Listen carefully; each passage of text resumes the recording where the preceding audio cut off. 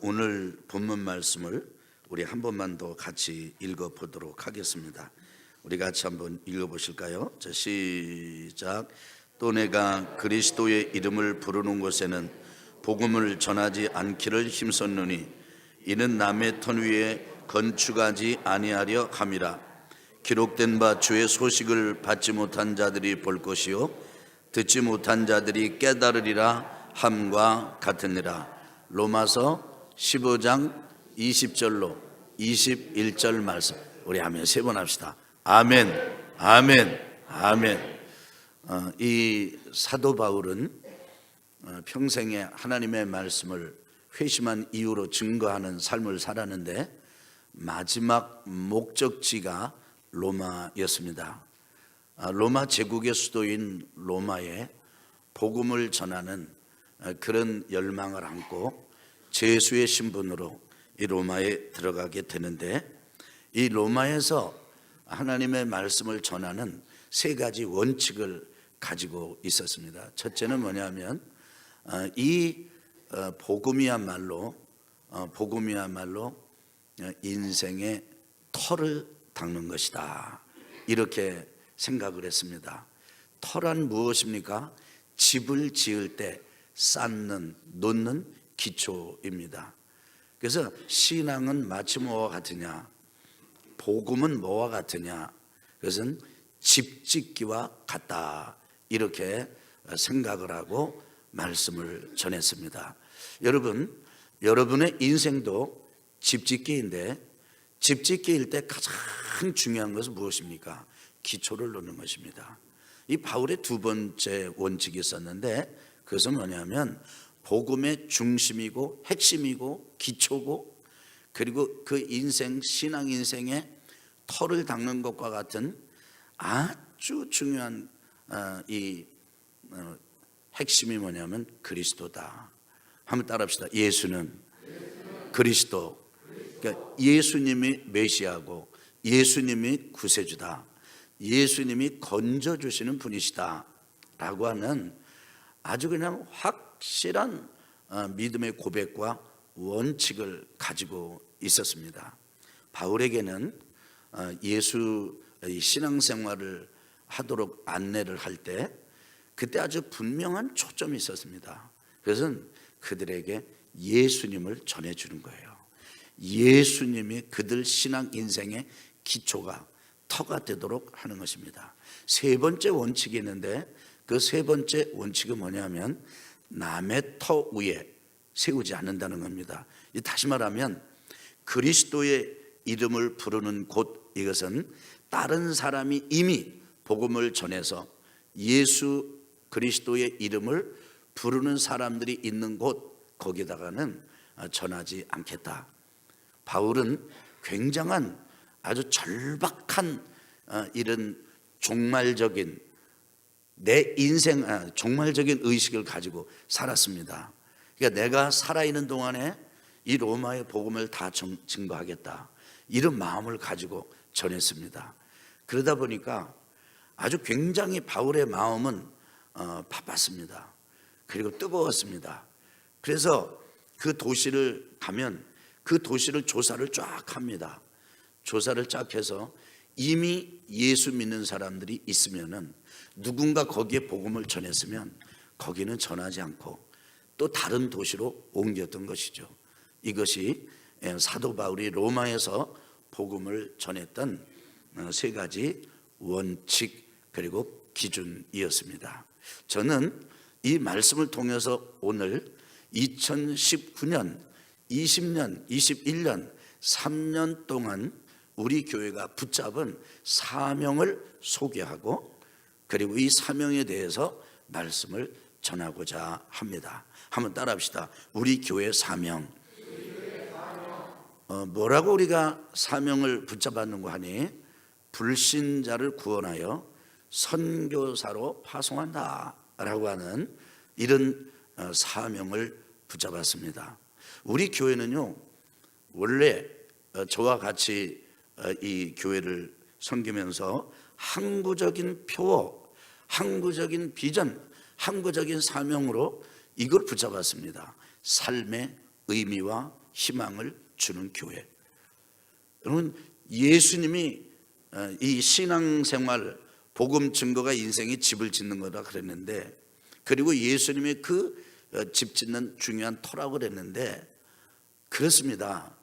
예수 그리스도를 믿고 하나님의 자녀가 된다는 의미는 뭐냐면 진정한 삶의 의미와 진정한 삶의 희망을 갖는 것을 의미합니다. 이 항구적인 비전과 표를 붙잡으면서 이번 3년 동안은 불신자를 구원하여 선교사로 파송한다 라고 하는 이 사명의 줄을 잡기로 한 것입니다. 저는 여러분 아주 늘 이것을 외우고 그 다음에 기억하고 어디 가서 누구랑 만나든지 간에 이렇게 말할 수 있는 성도들이 되셨으면 좋겠습니다. 한 번 더 저를 따라서 해보실까요? 불신자를 구원하여 선교사로 파송한다. 여기에는 세 가지 중요한 개념이 있습니다. 첫째는 신앙생활이란 뭐냐? 그것은 사명에 동참하는 것이다. 뭐에 동참하는 것이다? 사명에 동참하는 것이다. 하나님은 우리 인간을 향한 이런 비전, 꿈, 의도, 목표를 가지고 있습니다. 그것은 우리를 구원하는 것입니다. 하나님께서 아담과 하와를 만드시기 전에, 사람을 내시기 전에 온 우주 만물을 창조하시고 에덴 동산을 이렇게 창설하셨습니다. 거기에 사람을 지어가지고 잘 살게 해주셨어요. 그런데 그만 사람이, 아담과 하와가 하나님의 말씀 대신에 마귀의 말을 듣고 이게 꾀임에 빠져서 하나님께 불순종하는 바람에 에덴에서 쫓겨났습니다. 낙원을 잃어버리게 되었습니다. 그 이후로부터 인간의 역사는 살인이고 전쟁이고 죽음이고 고통입니다.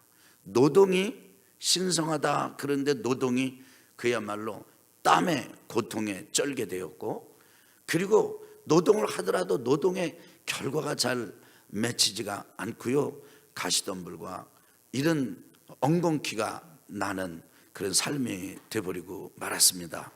그런데 하나님은 하나님을 불순종하고 하나님을 버리고 마귀를 따라 사는 이런 사람을 절대 버리지 않으셨습니다.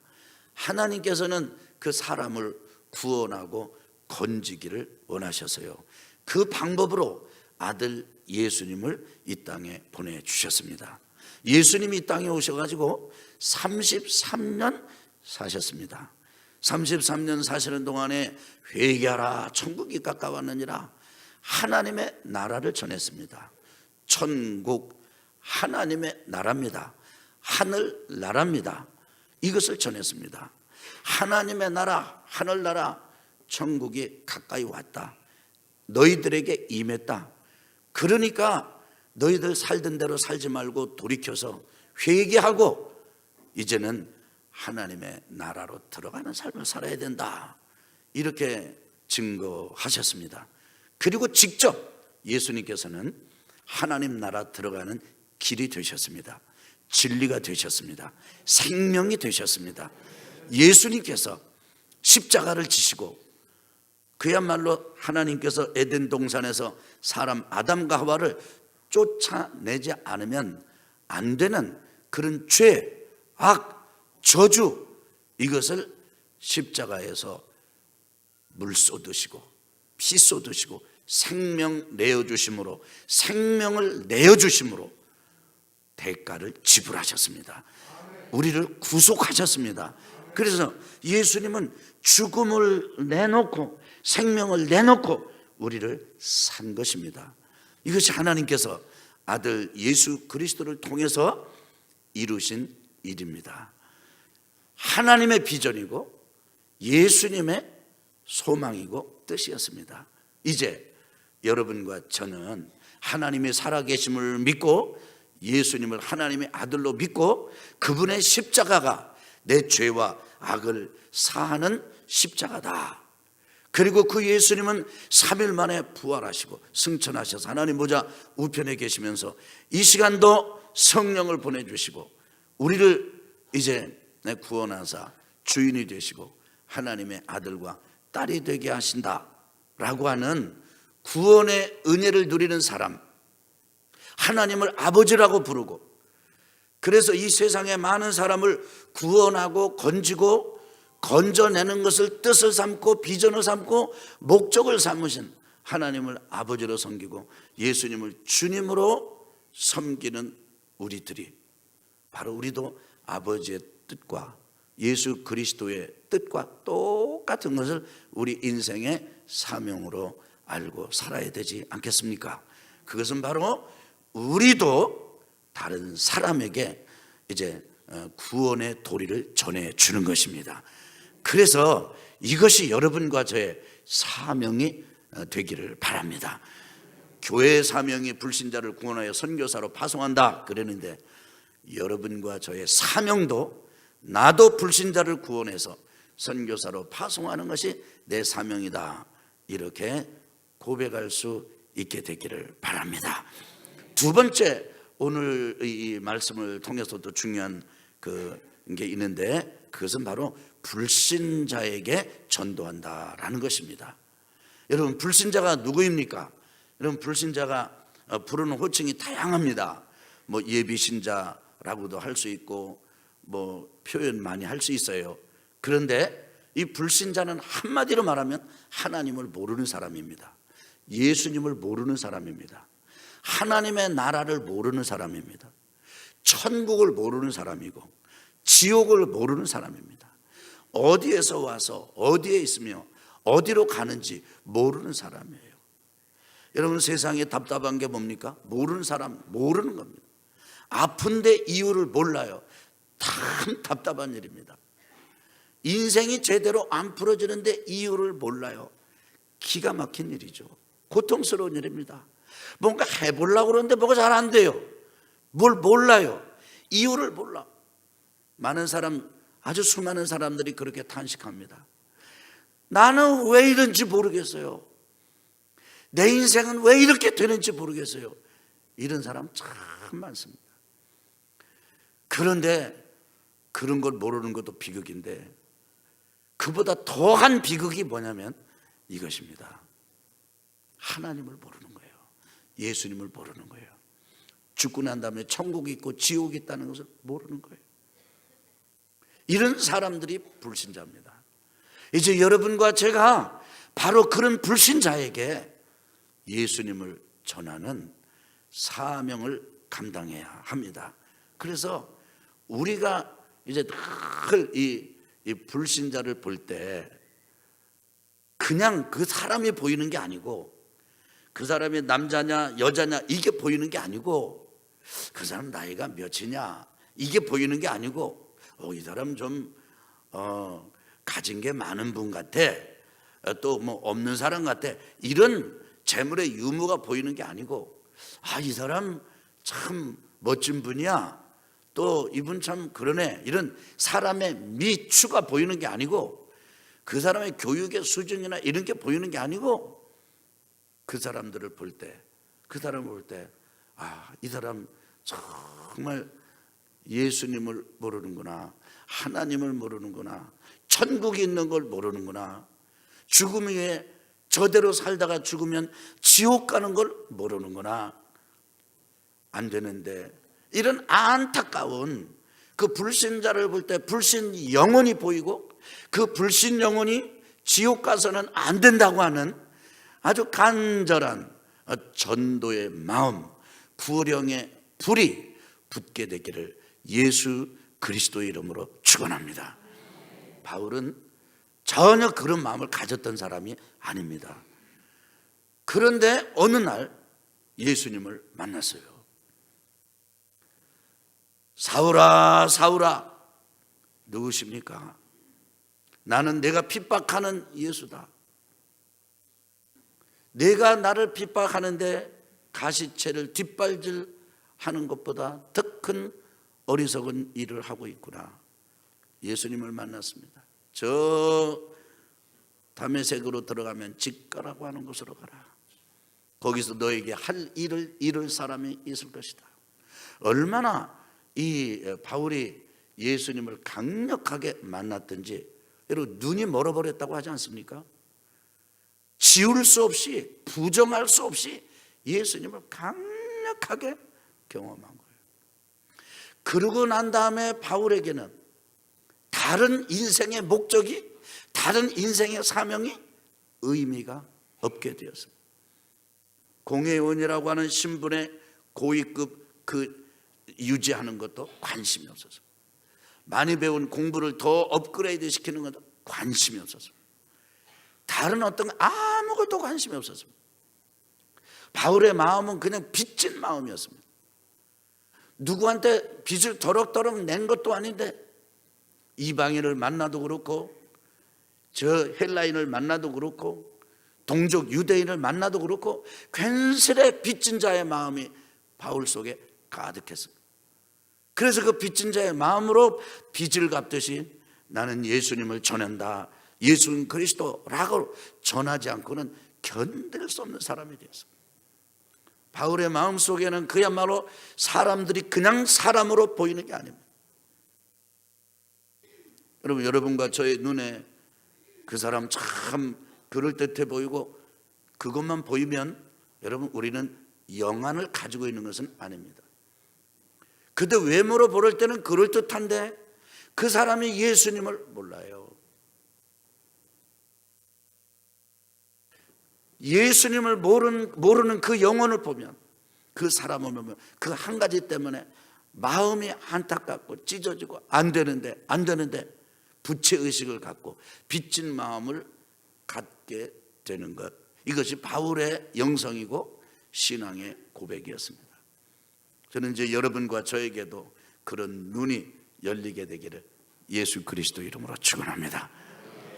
사람들이 이렇게 말할 때가 가끔 있어요. 종종 이 양반 말이에요, 아주 대단한 양반이에요. 그 뭐가 대단하다, 이래 대단하냐고 말하나. 가만히 보면 어떤 경우에는 어떤 인생 경력을 얘기할 수도 있고, 그 다음에 그 사람이 가진 어떤 재물이 이 사람 아주 부자예요, 이런 사람이 있고 그렇습니다.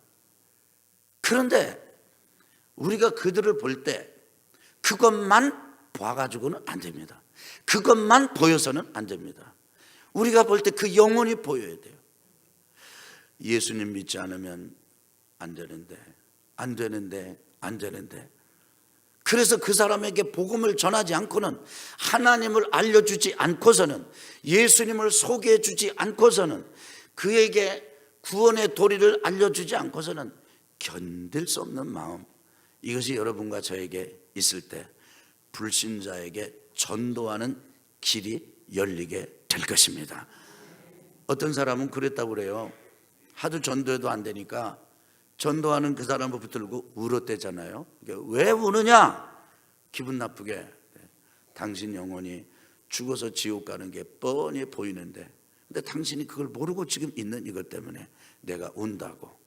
그 말에 감동을 받아가지고 하는 대로 따라가서 초청에 응하고 예수 믿고 거듭난 삶을 살게 되었노라고 하는 간증을 들은 바도 있습니다. 여러분 따라합시다. 사명에 동참한다. 사명이요, 하나님의 일에 동참하는 것이에요. 그 다음에 두 번째는 따라합시다. 불신자에게 전도한다. 마태복음 9장 37절에 보면은 예수님께서 이렇게 말씀하셨습니다. 따라합시다. 추수할 것은 많되 일꾼이 적구나. 여러분, 추수할 것이 많다는 것입니다. 우리는 불신자들을 보면 전도가 안 된다고 하는 확실한 믿음을 가질 때가 많아요. 그들이 예수 믿고 변화돼서 하나님의 자녀가 된다는 믿음이 아니라 안 되더라, 안 된다, 예수 믿는 거 쉽지 않다. 물론 쉽지 않죠. 사람의 마음이 바뀌어가지고 마음의 주인을 바꾸는 건데 어찌 그게 쉽겠습니까? 그런데 그게 되는 거예요. 그 증거가 바로 저고 여러분 아니겠습니까? 할렐루야. 그래서 전도할 사람이 없다가 아니고 전도할 사람은 많다. 아멘 합시다. 전도할 사람은 적다가 아니고 전도할 사람은 많다. 세 번째로는 우리가 이렇게 사명에 동참을 해서 불신자를 전도할 때 간신히 예수 믿고 세례받고 그냥 간신히 교회만 다니고 이런 사람으로 우리가 만들어낼 거냐, 아니면은 어떻게 될 거냐? 여러분, 중요한 것은 그 전도한 사람을 간신히 막 어서 오세요, 잘 오셨어요, 막 예수님 영, 어떤 경우는 너무 이게 친절하게 잘해가지고 이 예수 믿는 초신자가 막 어깨를 뒤로 하면서 믿어주는 거야. 막 세례도 받아주는 거야. 막 예배도 와주는 거야. 막 이럴 수 있어요. 그래서 맨날 이 젖 먹는 애기처럼 이렇게 하는 게 있어요. 근데요, 젖 먹는 애기도요 1, 2, 3년이 귀엽지 5년, 10년까지 계속 그러면 징그러워요. 여러분, 그것처럼 징그러운 일이 없어요. 생각해 보세요. 20살이 됐는데 막 사과 발음도 못하고 짜과 그러고, 그다음에 우유나 달라고 그러고 젖 좀 먹자고 그러고, 엄마도 안 줘요. 징그럽게 빨리 가라. 못 줘요. 근데 신앙도 그런 거예요. 신앙도 따라합시다. 신앙도 잘하게 해야 된다. 아야, 이게 진짜 이게 문제야. 이게 10년 전에 고민하던 문제 가지고 지금도 고민하고 있고, 10년 동안 신앙이 자랐으면요 고민의 차원도 바뀌어야 되는 거예요. 아멘 좀 해봐요. 다른 사람에 대해서 약점을 보고 비판하고 비난하는 사람이 이게 5년 10년이 지났는데도 여전히 나는 저래, 저 사람들이 저래가지고 나는 예수 못 믿겠다고 이런 수준에 그냥 머물러 있다면, 이런 것은 정말 우리가 성장하도록 도전해 볼 가치가 있는 것 아니겠습니까? 우리 아멘 합시다. 아멘. 그런데 길러내는 목표를 어디로 잡느냐? 여러분 아십니까? 호랑이를 그릴 수 있도록 믿음의 선교사가 되도록 파송하셔요. 따라합시다. 선교사로 파송한다. 여러분 중에 아이고 나 지금 이제 예수 믿기 시작했는데 나를 선교사로, 내가 여러분, 여러분이 선교사입니다. 지금까지는 우리가 대부분이 선교사 그러면요 다른 나라에 가서 해외 비행기 타고 가서 다른 나라 사람들한테 전도하고 복음을 전하는 사람을 선교사라고 불렀어요. 그런데 지금은 시대가 바뀌었어요. 하나님께서 우리가 비행기 타고 저 다른 나라 가가지고 만날 수 있는 외국인들을 한국에다가 다 불러 모셔서, 여러분 지금 우리나라에 거주 외국인의 숫자가 200여만에 이릅니다. 여러분 200여만 명이면요 이게 말하면 우리 잘 감각이 안 와요. 여러분 지금 천안 인구가 몇이에요? 아산 인구가 몇이에요? 이거 다 합친 거에 2배 되는 외국인이 한국에 살고 있다는 거예요. 이게 적은 인원이 아니에요. 놀라운 일이에요. 이게 계속 점차적으로 점차 해가지고 이렇게 되니까 우리가 그것을 잘 감각을 못하고 그걸 잘 이렇게 새롭게 못 봐요. 그런데 이건 정말 새로운 일이에요. 아산만 하더라도 우리 아산시 거주 외국인이 17,000명입니다. 이거는 공식적인 통계예요. 아산시청 홈페이지에 들어가서 여기 아산에 거주하는 외국인의 숫자를 보면 17,000명이 넘어요. 그러면 공식적인 통계가 17,000명이니까 여러분 그거보다 훨씬 더 많은 사람들이 여기에 있을 겁니다. 잘 아시죠? 그 이론이. 그런데 기가 막힌 일이 있어요. 전 세계 지도를 그려놓고 예수 안 믿는 나라, 예수 안 믿는 종족이 있는 데를 쭉 이렇게 그려봤어요. 그리고 예수 믿으라고 전도하는 선교사, 전도자들을 거부하는 나라, 예수 믿으면 핍박하고 아주 그 공동체에서 그냥 막 내쫓김을 당하는 이런 고통을 당하는 나라, 그 다음에 선교사들 아주 강하게 거부하는 나라, 그걸 이렇게 쫙 표시를 해보니까 4분의 1지역, 이 지구의 4분의 1, 지도의 4분의 1지역, 그래가지고 4분의 1창이라고 하는 용어가 나왔습니다. 이 사람들은 어떤 사람이냐면 우리들이 가서 전도하기도 힘들어요. 그런데 하나님께서 그들을 모아놓으신 거예요.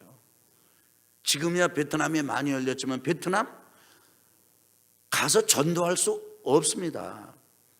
베트남이 지금 호치민시라든지 이렇게 대도시에는 지금도 열려 있어요. 그런데 소도시 들어가면 얼마나 선교사들이 신분을 감추고 몰래 하는지 모릅니다. 그것도 이게 탈로가 나면 금방 이제 조치를 받고 그러는 거예요. 네팔, 태국, 여러분 태국 사람들 가서 전해 보십시오. 정말 쉽지 않습니다. 이런 아주 정말 복음을 전하기에 곤란한 나라 사람들, 이런 나라 사람들을 하나님께서요, 저 이슬람 사람들, 이런 사람들을 한국에다가 아산에다가 이렇게 모아놓은 거예요. 참 안타까운 건 지금 우리 교회에서도 다문화 선교회가 있어가지고 토요일마다 가서 이제 복음을 전하는 일을 열심히 하시는데, 여러분 저는 개인적으로 이런 느낌입니다. 이건 저만의 느낌입니다.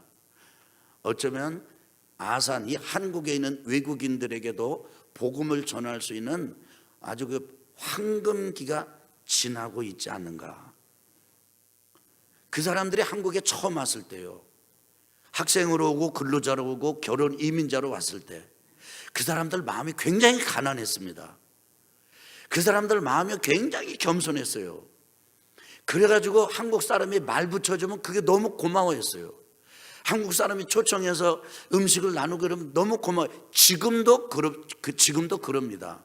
그런데요, 지금은요, 처음하고는 분위기가 바뀌었어요. 그 사람들이 한국에 와가지고 여러분 인건비가 적지 않습니다. 생활이 괜찮습니다. 그리고 그들이 이 한국의 생활에 익숙해졌습니다. 자기들끼리 이미 모임이 딱 형성이 됐습니다. 그래서 너무나 이제 한국 사람의 한국 사람 본토민들의 도움을 받지 않아도 돼요. 지금도 도움을 주면 고마워하지만 처음과 같지는 않다는 거예요. 이런 걸 보면서 이제는 더 이상 우리가 나가는 선교사가만이 아니라 따라합시다. 지금 여기에서 선교사로 살아야 한다. 아멘. 아멘. 그렇습니다. 제가 우리 다문화 선교에 동참하는 우리 교우들에게 그리고 리더에게 늘 강조하는 게 있습니다. 성도님은 지금 바로 선교사입니다. 여기서 지금 외국인을 만나고 있지 않습니까? 그런데 이게 이런 표현이 어떨지 모르지만은요, 가서 선교하다 보면은 그 사람들이 갑이요, 선교사들은 맨날 을이요. 이게 갑을로 표현하는 게 좀 어떨지 모르겠어요. 한국에서는 그래도 주도권이 우리한테 있잖아요. 무슨 얘기인지 아시나 모르겠어요.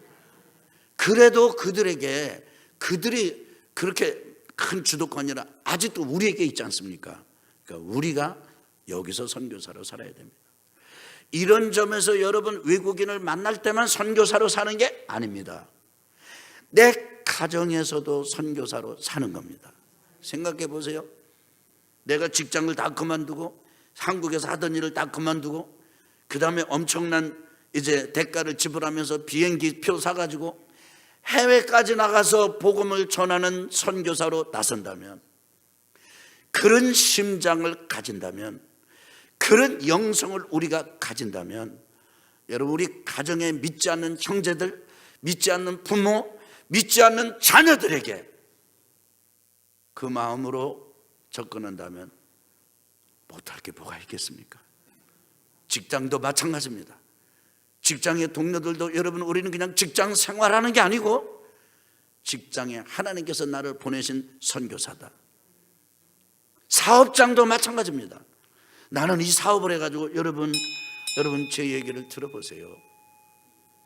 한번 해볼까요? 불신자를 좀 세게요. 불신자를 구원하여 선교사로 파송한다. 제가 이 사명 선언문을 이게 마무리 지으면서 고민이 된 게, 고민을 매우 했습니다. 이 불신자라는 말 대신에 더 좋은 표현이 없을까? 뭐 하나님을 아주 여러 가지 방법 단어를 했는데 익숙하지가 않아요. 편하지가 않아요. 투박하지만 가장 확실하게 전달될 수 있는 게 불신자다. 그 다음에 선교사로 파송한다? 아니, 지금 예수 믿지 않는 사람은 선교사로 파송한다? 이 선교사라는 개념이 전달이 될까? 이해가 될까? 그런데 여러분, 이해가 되고 안 되고를 떠나서 지금 이 시대에 우리 그리스도인들에게 필요한 신앙의 하나님의 기대, 우리 그리스도인이 가져야 될 심장, 우리 그리스도인이 가져야 될 이런 영성, 이것이 선교사의 영성입니다. 우리 믿으시면 아멘 합시다. 그래서 내가 마치 내 가족을 전도하고 직장 동료들을 전도하고 우리 그 사업장에서 전도하고 우리 이웃에 전도할 때 참 마음에 좀 어려움이 있거든. 이렇게 한번 생각해 보시면 어떻겠습니까? 나는 이제부터 직업도 그만두고 한국에서 생활을 접고 비행기 타고 가족들을 데리고 저 낯설고 물설고 말도 잘 안 통하는데 그냥 기후도 다른 데 가서 내가 복음을 전하러 가는 선교사도 있는데, 바로 내가 그런 선교사의 심정으로 지금 전도하면 못할 게 뭐 있겠는가? 이렇게 마음을, 생각을, 수준을 바꾸는 우리 성도님들 되시기를 예수 그리스도 이름으로 축원합니다. 그래서 애초부터 예수 믿으면 애기다, 예수 믿으니까 당신은 못한다, 뭐 이렇게 하는 게 아니고, 처음 예수 믿는 사람에게 당신은 선교사입니다, 선교사로 성장해야 합니다, 이렇게 인도할 때 그분들이 믿음이 자라고 인생이 자라고 인생의 집이 아름답게 건축될 것을 믿습니다. 아멘. 저는 이제 우리 교회에서 이 새가족들을 만날 때가 있어요. 근데 이 세례 교육을 한다든지 새가족 교육을 한다든지 할 때 저는 첫 번째 교육을 가장 중요하게 생각합니다. 어떤 분들이 이렇게 얘기해요. 그래서 새가족 교회 처음 나온 사람한테는 뭐 새벽 기도하라, 이거 안 된다. 신앙생활을 한 다음에 어느 정도 길이 들고 난 다음에 새벽 기도하라 그래야지, 지금 나온 사람에게 대바람에 새벽 기도하라면 안 된다는 거예요. 안 된대. 근데 여러분 10년 20년 지나고도 안 하잖아요 지금. 근데 교회에 제일 좋은 게 뭐냐면요, 제일 좋은 게 뭐냐면 교회를 처음 나을 때부터 새벽 기도하는 거예요. 아멘 좀 해봐요. 아멘 좀 해. 제일 처음부터 하는 거예요. 처음부터. 그래서 만약에 저에게 새가족반을 우리 새가족 팀에서 맡겨준다면 저는 새벽 예배 마치고 하겠어요. 지금 그렇게 하고 있어요. 한 클래스. 물론 일주일에 한 번 모이는 아침 시간이지만 여러분 그게 새벽 예배 드리는 것도 그렇습니다. 하나님 앞에 11조 생활하는 것도 초신자한테는 안 되는데, 여러분 물론 안 되는 경우 많아요. 등록한 초신자한테 11조 해야 됩니다 그랬더니 그 다음부터 교회 안 나오는 사람이 있어요. 여러분 그 사람 보고 그 사람이 신앙의 기준이고 신앙 교육의 기준이 되면 되겠습니까? 선생님이 학생들을 가르칠 때 교육의 기준이 누굽니까? 가르치고 인도하는 것은 지금 시작하고 따라오지 못하는 사람에게 잘 가르쳐주는 그런 노력을 해야 되지만, 기대는 절대로 그런 사람들이 기준이 돼서는 안 되는 것이죠. 첫 번부터 따라합시다. 첫 번부터. 첫 번부터. 우리 교회 요즘 너무 감사한 건요, 진짜 처음 예수 믿는 사람들이 많아요. 우리 교회 지금 이게 등록 신청하시는 분들 중에 감사해요. 너무 감사해요. 신앙생활 하다 오셔도 괜찮아요. 감사해요. 근데 정말 감사한 건 많은 프로테이지가 예수님을 처음 믿는 거예요. 어느 때는요, 그 예수님을 처음 믿는 사람하고 대화를 나누면 당혹스러울 때가 있습니다. 근데 재밌어요. 왜냐하면 저만 하더라도 17살 이전에는 완전 불신자였거든요.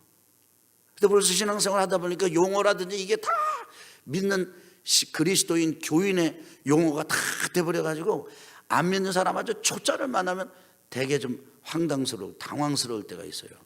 그런데 그럴 때마다 저는 제 스스로에게 당금질을 합니다. 바로 이분들에게 내가 필요한 것이다. 한번 따라합시다. 선교사로 파송한다. 해봅시다. 할만하죠?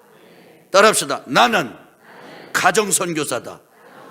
한번 따라합시다. 나는 직장선교사다.